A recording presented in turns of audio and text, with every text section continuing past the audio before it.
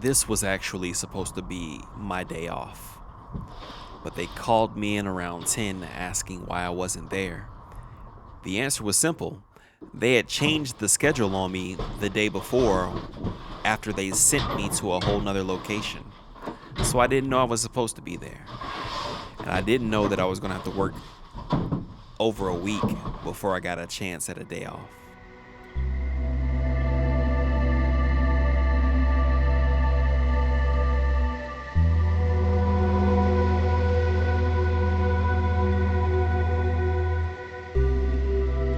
What's up, everybody? How you doing today? My name is CapnTrippz. If you guys did not know, welcome to my YouTube channel.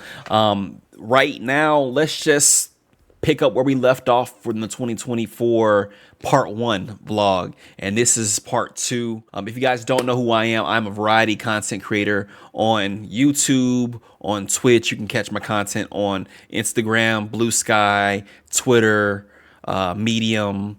A couple different places that you can find my stuff. I am a person who likes games, single mode story games. I'm really into great stories. We also read great literature on stream. I'm a bit of a writer myself. We've had poetry showcases here on my Twitch channel, at least. We're going to get some more of that content on YouTube this year, so don't worry about any of that. But if you're enjoying the content at any point in time, go ahead and hit that subscribe button for me. We'll love to have you guys as part of this growing community. My goal is to take this channel up. So I would say that after DreamCon, it got a little rough. Let's just say that. I'll start with, I gave myself an experience that I wanted to enjoy to the fullest, and I definitely did. There was no shortage of enjoyment on the DreamCon trip. I stayed where I wanted to stay. I ate what I wanted to eat. I went where I wanted to go, and I spent a lot of money doing so. A little bit too much. I should have budgeted a little bit better for that trip and really just kind of stuck to what I needed to do in order to have a good time and still not like ball out till I fall out, because I fell out when I got back. Getting back from DreamCon, I want to say this is the end of July, early August. At that point, it's now 6 months since I was actually like working. And, I'm kind of taking a look at what's left in the coffers. And I was like, I may need to get back to gigging, right? The best way I can explain it is it's supposed to be like an on-demand labor. Like, hey, I've got time, I've got gas, I've got a vehicle. This is an opportunity for me to use that vehicle to make some money on my own terms. That is how I came to know gig services in the past. 7-8 years ago, I started doing a little bit of gig work for Instacart. Honestly, for me, I enjoy grocery shopping, just the cerebral, let me go down this list and get everything. And also, I might be listening to like an audiobook or a podcast at the time. So it wasn't nothing for me to be like, let me just jump back on Instacart. I got there and it's just so different than it was 7-8 years ago. I also feel like another thing that changed was they have you going hella far for some of these orders, and the pay don't match the mileage to me. So Instacart, it was okay, but I wanted more. So I actually went and signed up for DoorDash as well. DoorDash was a new thing for me because I'm used to doing grocery orders. This is specifically picking up food or items. I felt like it was a lot more work, a lot more distance, and the pay was and maybe this is a common theme with all like of the gig companies, but I kind of feel like the money was It wasn't until I got on Uber Eats that I felt like I was getting fees or fares or the amounts were making sense with the distances that I had to go and with the volumes that they asked me to do as well. I guess I would rank Uber Eats at the top. DoorDash, I think it depends on you and what you want to do. If you want to do the fast flips, DoorDash probably would be more your speed. But if you want like more money, it may take more time and have more service. But I think Instacart could be good. But like again, the amounts that I was getting years ago were double the amounts that I were getting this go round. And of course, the market changes. There's more people on the apps. There's more people in the gig economy. So you're really at the discretion of what the companies want to do. You've also got to think about the time investment and the wear and tear you'll put on your car.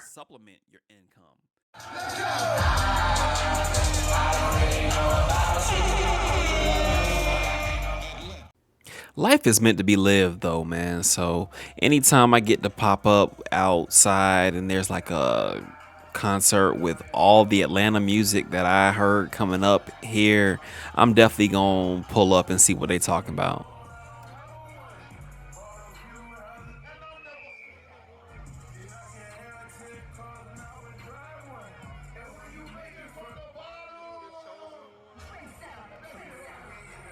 Seeing Rocco live, he has a lot of hits that I never even like considered Rocco hits, but they definitely kind of had the entire concert turned up. That boy 2 Chainz was also out there, and he was very low key. I guess that's his persona, but I'm gonna need a little bit more when you performing, my dogs. Come on, something.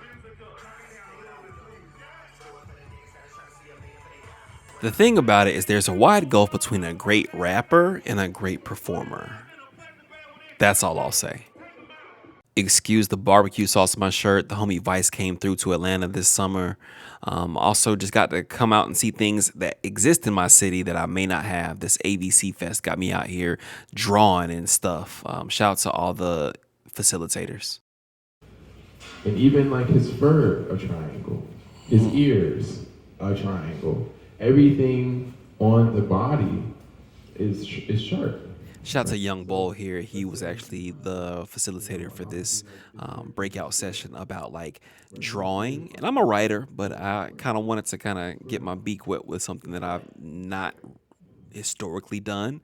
And this was really well done. I mean, I had a lot of fun with it. And it was just good to see the young folks out there participating in art as well. So, bro, was showing us some of the characteristics of certain characters, and then we got a chance to sit there and make our own from scratch. So, I drew CapnTrippz, not me, but CapnTrippz, the character as I see him, and had that time to just work on that, which again is something completely new to me. A lot of people kind of turn their nose up at Atlanta and Atlanta's commitment to the arts. Things are out there. It just may not be promoted by the city. You kind of have to do a little bit more digging to find things that are more up your alley, but it's out here. And I definitely recommend everybody go look for artistic outlets somewhere around you. And if it's not around you, find out where it's at and let's get you there for real, because we all need some expressive time. The opposite of depression is expression. That was a major theme for me in 2024. And here's the final product. Don't ask me why he's blue, because I can't really tell you. I went home to Augusta for my mom's birthday. Shout out to my Dukes. And I was trying to gig from home, and it was way worse. That week I was there, I gigged for like 2 or 3 days, and then I just like, I'm gonna chill and do the things that I need to. One of which was my D&D group had our weekly session on Thursday night. So went and did D&D with the homies at my kitchen table, and we graduated from that campaign. So shout out to Ronan and Luna and everyone else that was on that session. Went to sleep pretty late that night and woke up to The sounds of wind running up and down everything. Hurricane Helene hit Augusta, Georgia in late September. I'm gonna be honest with you, I got a fan blowing on me 365 days out of the year. So as soon as the power went out and that fan cut out, I woke up immediately. The sounds of the wind just rushing over the house was like something I had never experienced before. Now, it passed over the house not once, but at least twice, maybe even 3 times. And I know this because I was laying there that night knowing that there was little I could do to actually stop. If things went left, that could have been my last night. My last night could have been spent, where on one hand, cooked for the family, made sure they were fed and they were good, had a great D&D session with the homies. But on the other hand, things in my life weren't where they needed to be. I wasn't the person that I think I should be showing up as at times. And that's something I thought about that night. Like, who I am going to be if I get another day to do things. And it really, to me, landed on me being a person who shows up for the people that show up for me, and not just any old way, but in the way that best serves them. I'm also really big on movies. I love movies. The movie that I enjoyed the most last year would have to be The Book of Clarence. Um, Again, just in that realm of where I'm at in my life, it really spoke to me how it was put together.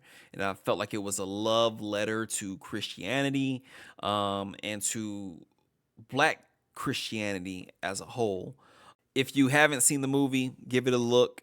Let me know what your thoughts are, because it's really unique, I think, and just how it like frames the entire story that we know or don't know, and also it's respectful, it's funny, it's timely, even though it's set back then.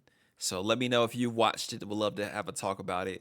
But what was your favorite movie of 2024? Whole time we were doing the All American Gridiron series. Thank y'all so much for your support with that.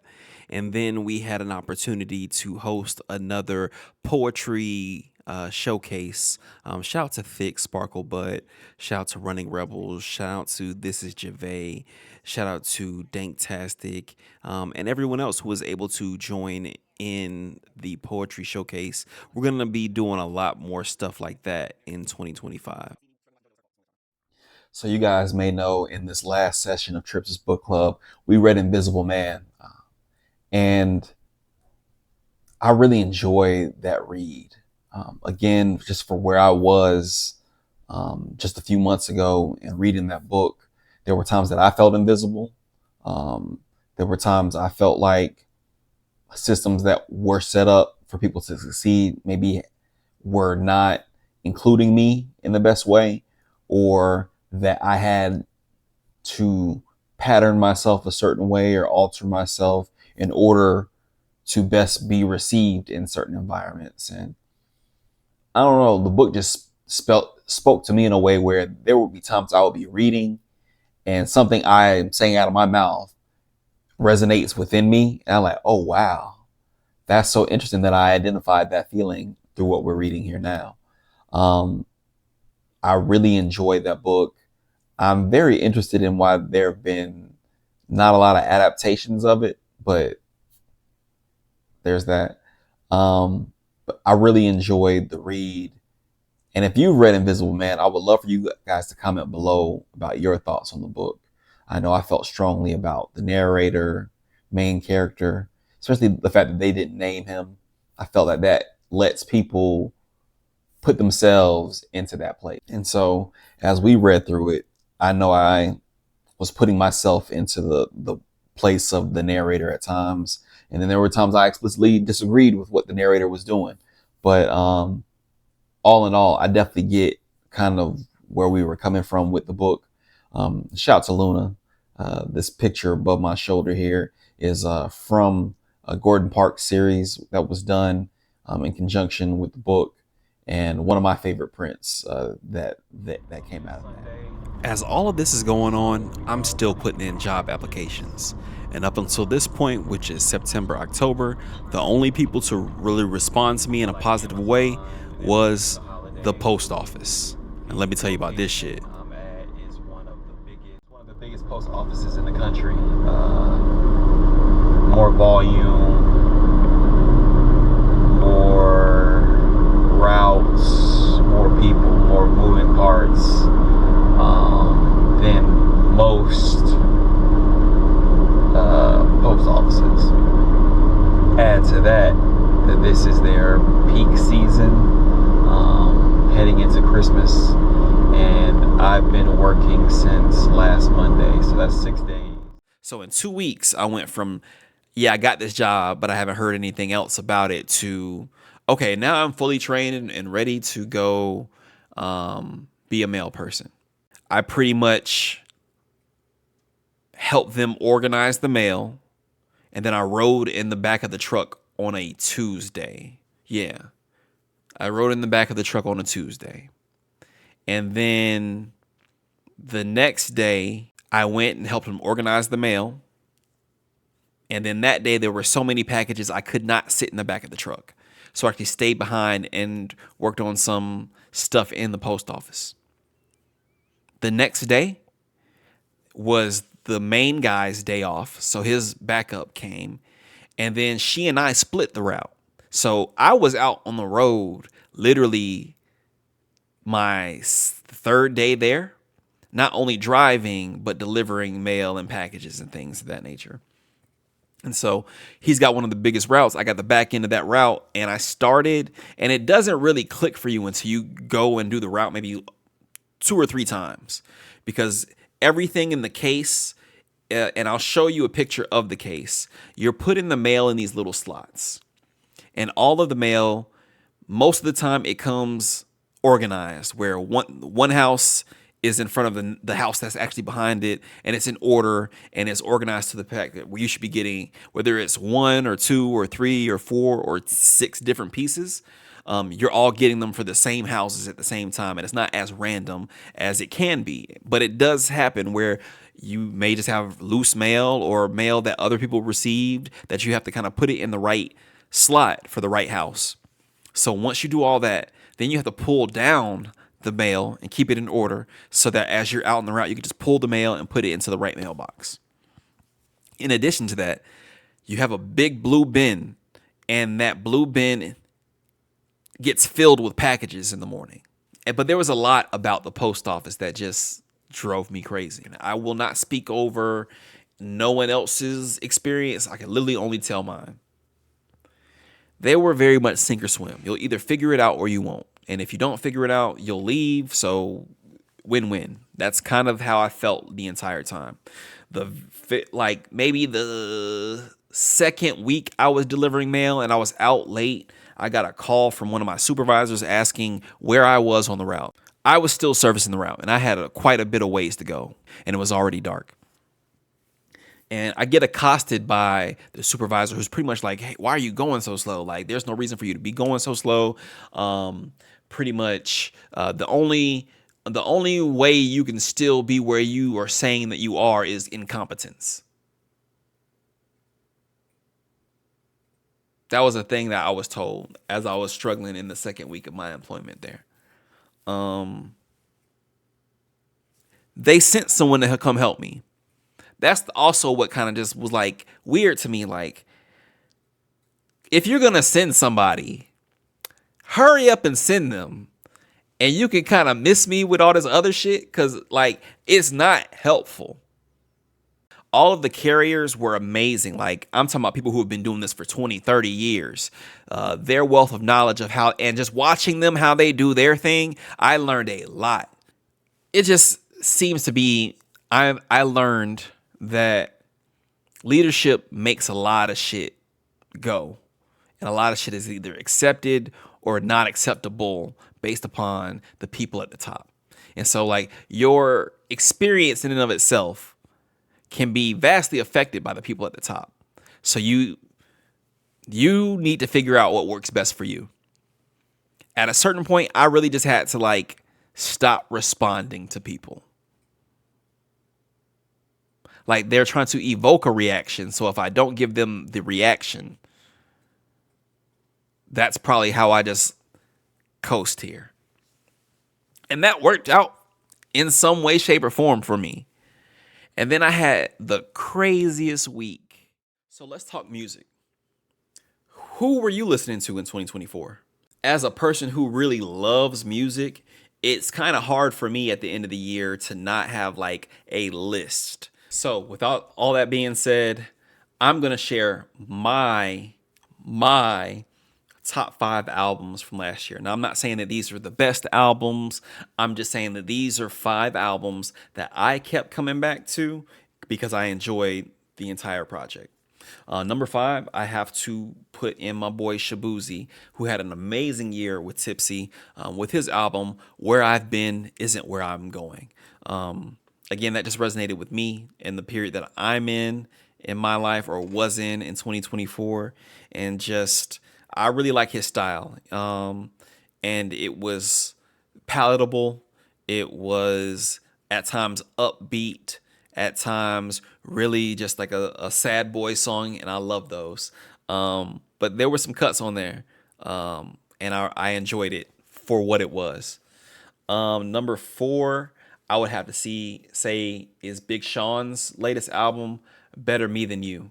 I feel like I've been a fan of Big Sean's since about maybe like his second or third album. Third album, definitely. And just like the direction that he kind of pulls from his for his art. And this project, I felt like, was another one that I think was pretty on time for me. And just some of the things that the themes and ideas in some of the songs. I ain't gonna say everything. I'm not gonna say is no skips on the project. I just thought it was a solid project, and it resonated with me where I am currently.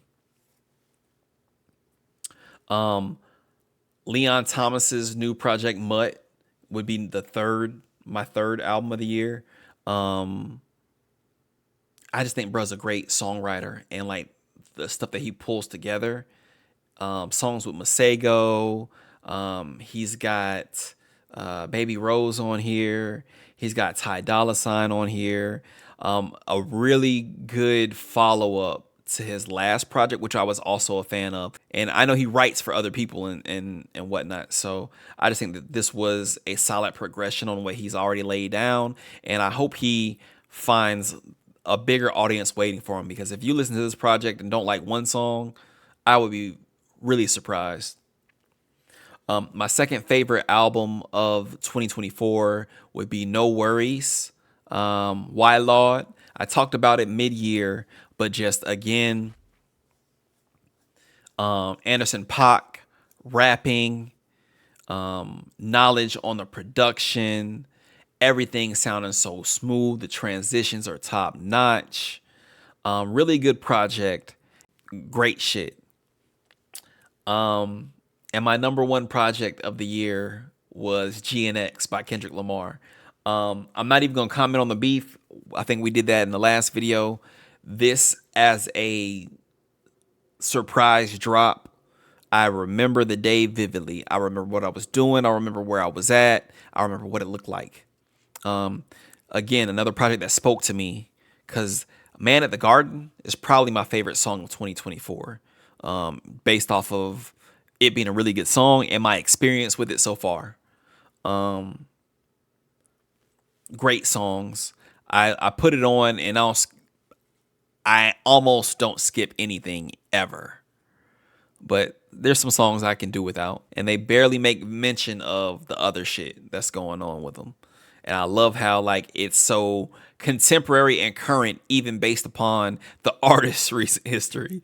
The past wasn't overshadowing this project. What about you? What were your favorite projects of the year? Hop in the comments below. Let me know. The week before was Thanksgiving. The only day I had off that week was Thanksgiving. Everything was cool till like, I think it was Wednesday. They give me a truck I've never driven before, and as I get in the truck, I notice, oh, the emergency brake does not work. It literally does not work. It doesn't pull, it doesn't stop shit. Go to finish the packages, and then I get to this one neighborhood where this one house, the driveway goes down a hill. It's an incline or decline. So I stop at the top of the hill, hop out, go deliver the package at the door, come back into the vehicle, turn it on, and go to reverse. And the reverse does not work. I go to reverse, gravity pulls me down the hill. I stop. All right. Maybe it just didn't catch. Let me turn it off, turn back on. Boom. Try to catch the reverse. Doesn't go in reverse. Gravity pulls it down. So like at this point, I'm halfway down their steep driveway, knowing that I can't get out without a reverse. I need someone to either come pull me out either now or at the bottom of this hill where their two cars are at. Call management. Well, if you put it in neutral, it'll come out the driveway. Nah, that would be if it's going up a hill. It's going down a hill. If I put it in neutral, it's going to go to the bottom of this hill, and y'all gonna have to come and get it regardless. She says someone's on the way. The entire time I'm waiting for them, I'm trying to get it in reverse, and we're going further and further down the hill. I stop the truck when I am close to the bumpers of the people who live there. So I'm sitting there. Then the resident comes out. Hey, is everything all right? Nah, not really. The reverse on this vehicle's gone out. Unfortunately, I'm in your driveway. I'm blocking your car. I apologize for the inconvenience. But I have to wait for someone to come pull me out. So he walks between the truck and the car, gets into his car, gets back out, kind of looks and is like, so do you need anything? You're good? I'm like, yep, I'm just going to wait for this person to come get me and we're good to go. So he goes off and does his thing. About like 10 minutes later, someone comes to get me in a car. Literally, they came to come get me from the house. So got the mail, went back to the post office, said, hey, what do y'all need me to do now? Hold on 1 second. I left out a huge piece of the story, but I'm going to save it for later. So an hour goes by. And I get called to the manager's office. I've never even went up there. Didn't even know where it was at. I get up to the front, go into this office, get sat down, and the supervisor says with the quickness, so you've had an accident in your first 90 days, and we need to go ahead and write this up to document everything. Like, what? I've had a what? You've had an accident. You hit somebody's car in the mail truck. And I said, huh? Now remember, I left something out. It's important to note that when I got picked up, the person who came to pick me up went into the driveway and was like, damn, you all the way down here. You know, the reverse didn't work for you the entire time you were trying to get back up this hill, but I'm going to try and we're going to get this to go back up the hill. It's going to catch when I do it. It didn't catch any of the times you went to go do it, but I'm going to try now, and it's going to be different. She turns the car on, goes to reverse, and the truck comes to a stop on their bumpers. So that's where we left the truck when she came to get me. Resident comes back and says, yeah, y'all left this truck on my bumper, and it's done some damage. Now they want to pay, which they're in their rights, 1,000%. I'm like, I didn't do that. That was who you sent to come pick me up. Oh, so you saying if they come to up here, they'll say that's what happened? Like, yeah, if they tell the truth, that's exactly what's going to happen. So the person came up there. They asked them what happened. She said exactly what happened. I didn't have no issue with her version of the events because it was exactly what happened. So then the question becomes, okay, well, who left the truck on the vehicles?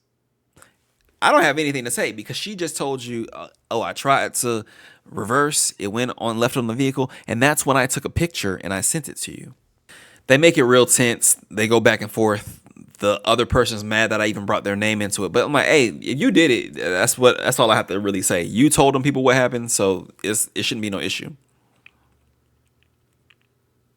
I'm on this video call with a third-party arbitrator, just telling him exactly what happened. And I'm just like, damn, they're really going to try to put me out of here because of this. My phone is going off, and I'm like, is this my mom from earlier when I got stuck in the driveway?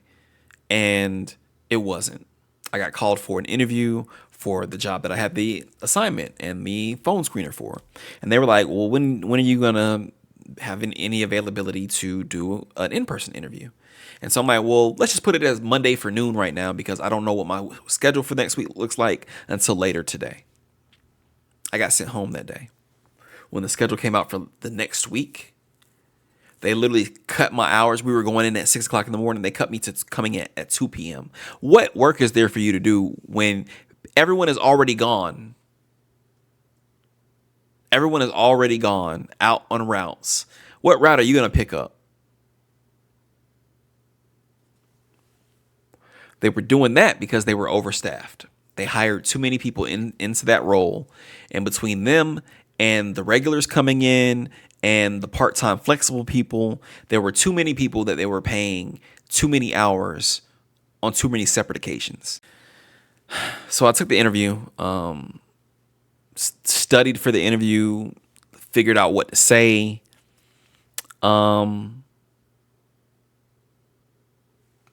it ended up working out.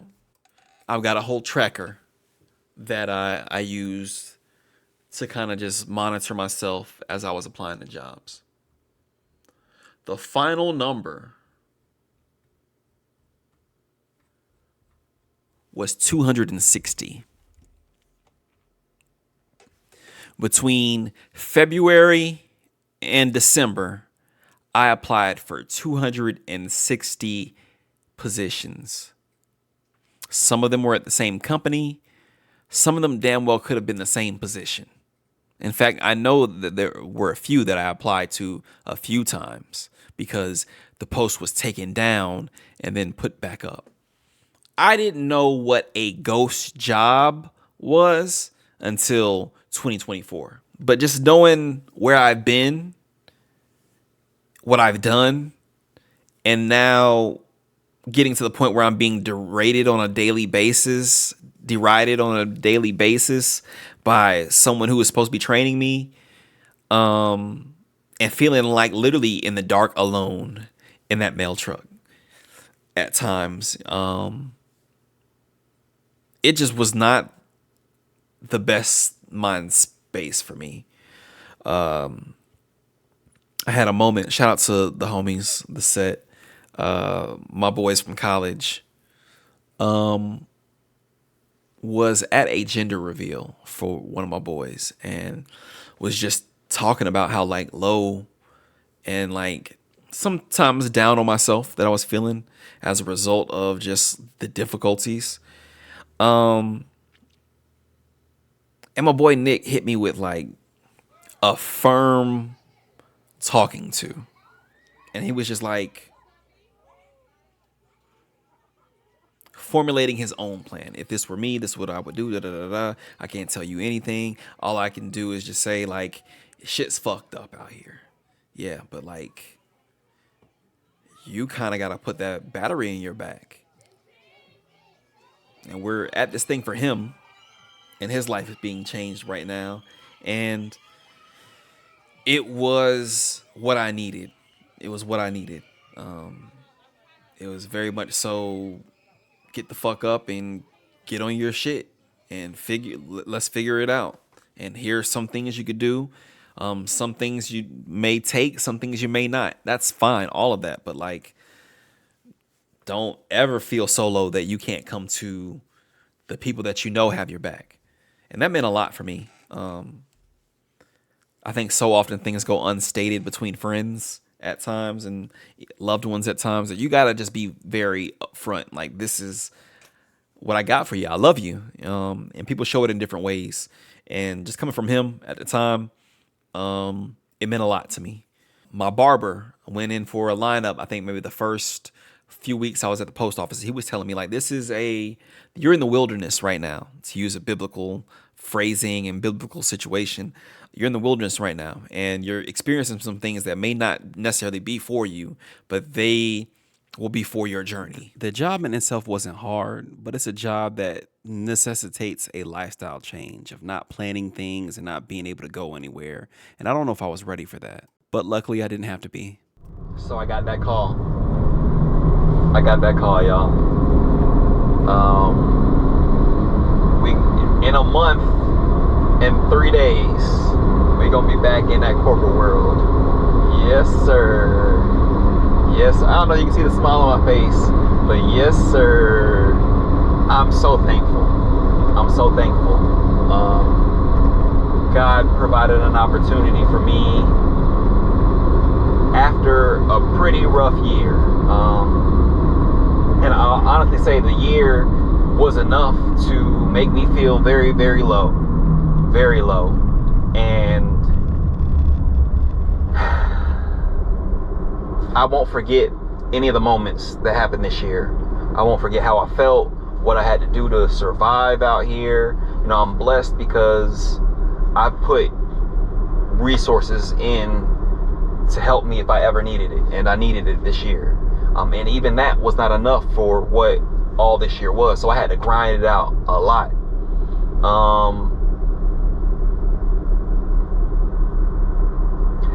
So when we on, that's something that I will have top of frame of my mind.